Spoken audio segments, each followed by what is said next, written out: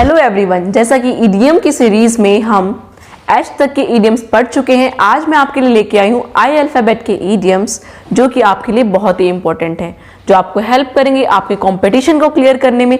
साथ ही साथ आप इनको डेली लाइफ में भी यूज करेंगे और एक इम्पैक्टफुल इंग्लिश बोल पाएंगे। तो आइए देखते हैं फर्स्ट ईडियम क्या है। फर्स्ट ईडियम है मेरा इन a nutshell.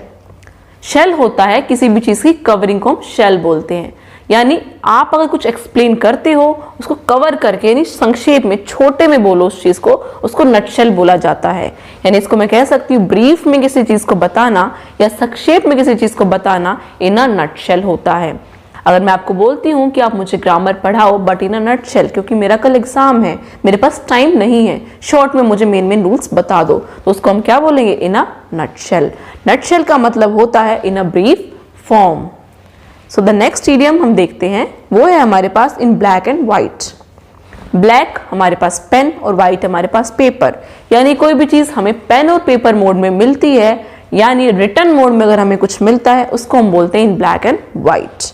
In printed form या फिर रिटन फॉर्म, दोनों को हम ब्लैक एंड व्हाइट बोलते हैं। तो इसके पीछे एक इंटरेस्टिंग स्टोरी है। एक आदमी ट्रेन में ट्रैवल कर रहा था। A man was travelling on the train. Suddenly क्या हुआ, एक लेडी आई, उसने उसे बोला कि तुम्हारे पास जो भी है जल्दी निकालो, चेन, पैसा, रिंग सब मुझे उतार के दे दो। तो आदमी ने कोई जवाब नहीं दिया। फिर उस लेडी ने बोला जल्दी करो, अगर नहीं करोगे तो मैं क्या करूंगी? I will shout that he is trying to sexually assault me. ये रेप करने की कोशिश कर रहा है, मैं शाउट करूंगी। तो आदमी ने कहा मैं तो सुन और बोल नहीं सकता हूं। सो राइट इन पेपर, आप मुझे लिख के दे दो आप क्या बोल रहे हो, क्योंकि मैं समझ नहीं पा रहा हूं। और उस लेडी ने क्या किया, जो वो बातें बोल रही थी उसने वो सब लिख दिया कि अगर तुम मुझे पैसा नहीं दोगे तो मैं शाउट करूंगी और तुम पे फॉल्स केस बनाऊंगी। तो ऐसा करने के बाद वो आदमी हंसा, उसने वो पेपर लिया और अपनी जेब में रखा और फिर बोला कि अब आपको जो करना है वो करो। क्यों? क्योंकि ही हैज अ प्रूफ, उसके पास सब ब्लैक एंड व्हाइट में था, रिटन में था। तो आप भी ध्यान रखें, आपकी लाइफ में कुछ भी होता है, try to get habit in black and white, written में होना चाहिए, क्योंकि आज के टाइम में दुनिया क्या है, बहुत जल्दी अपनी जुबान से पलट जाती है। So it is better to have everything in black and white.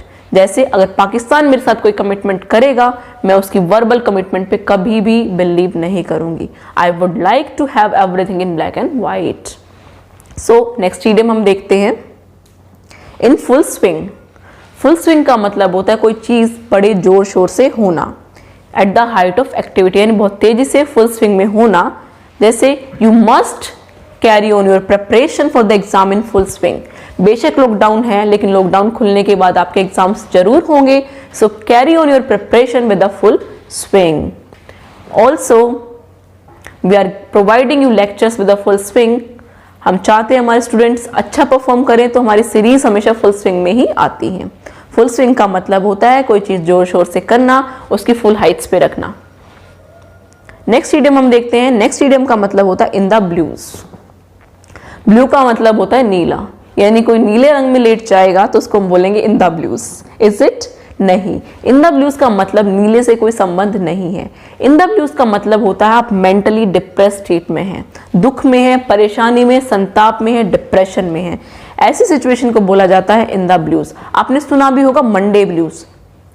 अगर जो बंदे ऑफिशियल हैं, ऑफिस जाते हैं, तो जनरली एक कॉमन वर्ड यूज किया जाता है मंडे ब्लूज, यानी मंडे को किसी का भी ऑफिस जाने का मन नहीं करता।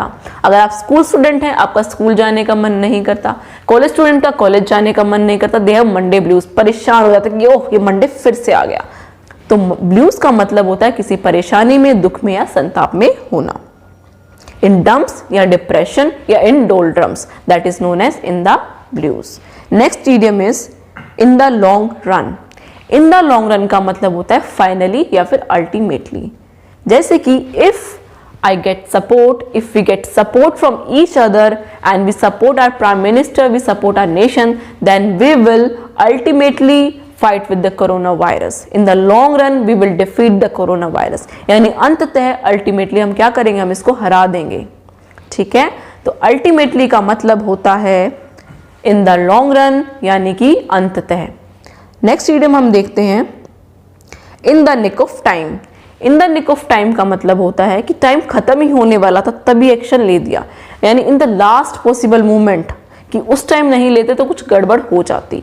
इन द निक ऑफ टाइम का मतलब है पॉसिबल मूवमेंट पे। जैसे कि कोरोना केसेस बढ़ने ही स्टार्ट हुए थे हमारे देश में, तो प्राइम मिनिस्टर जी ने लॉकडाउन अप्लाई कर दिया in the nick of time, at the right time, last possible movement at the right, last possible movement हम उस चीज को बोलते हैं in the nick of time.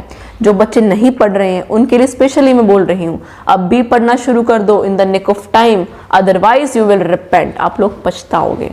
In the nick of time का मतलब होता है ठीक समय पर। नेक्स्ट इडियम देखते हैं, in the same boat. In the same boat का मतलब एक ही बोट में होना, यानी एक ही कश्ती में सवार होना, यानी एक ही तरह के सर्कमस्टांसेस को झेलना, एक ही तरह के हालात में होना। अब कोरोना वायरस की वजह से सिर्फ इंडिया ही नहीं, वर्ल्ड की सुपर पावर्स भी क्या हैं, ऐसी ही हालत में, सिर्फ इंडिया ही नहीं सभी इस प्रॉब्लम से जूझ रहे हैं।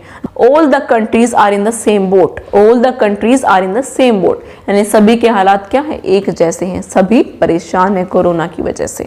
अब जनरली आपने लोगों को सुना होगा, यार मैं अपनी पत्नी से परेशान हूँ, बड़ा चिक चिक करती है यार, कभी मार्केट बेचती है, कभी फोन करती है, ना ऑफिस का काम कर पाता हूँ ना कुछ कर पाता हूँ। तो उसके फ्रेंड्स क्या कहेंगे, भाई तेरा नहीं मेरी पत्नी भी ऐसे करती है। तीसरा आया उसने बोला हाँ मेरी पत्नी भी ऐसे करती है, यानी सभी आदमी क्या है, उन सबको लगता है they are in the same boat, यानी सभी परेशान है अपनी बीवी से, they are in the same boat. Same boat का मतलब होता है सेम कंडीशंस में होना, यानी सिर्फ भाई तू नहीं, हम सबकी भी सेम हालत है, हम भी इसी हालत में हैं।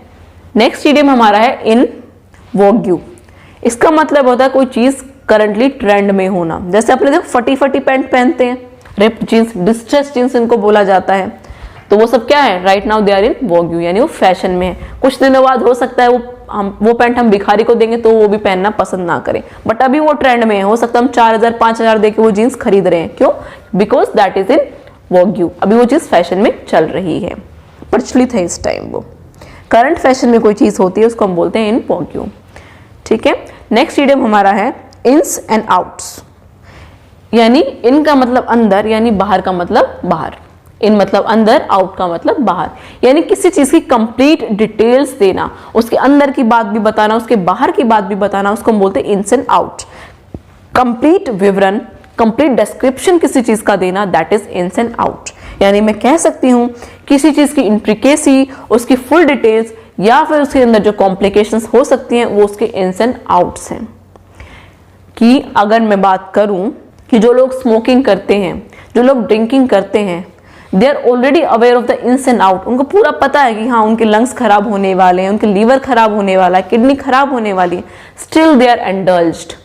ठीक है, तो इन्स एंड आउट यानी उनको उसकी कॉम्प्लिकेशंस का भी पता है। इन मतलब अंदर, आउट मतलब बाहर, यानी फुल डिटेल्स को हम क्या बोलते हैं, ins and outs.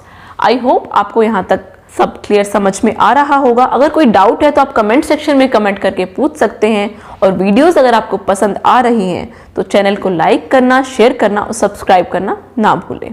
Thank you.